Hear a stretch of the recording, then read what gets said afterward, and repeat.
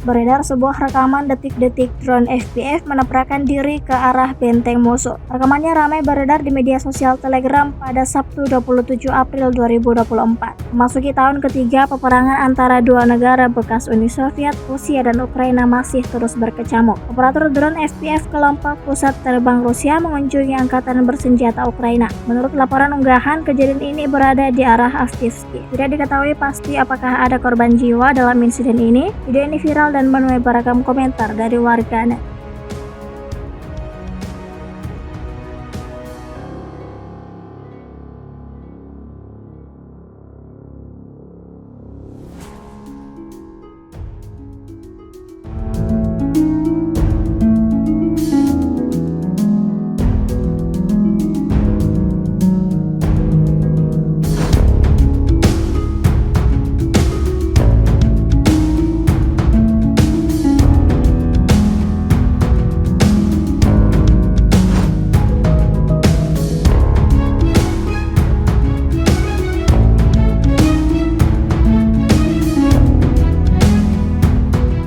Download Tribun X sekarang, menghadirkan lokal menjadi Indonesia.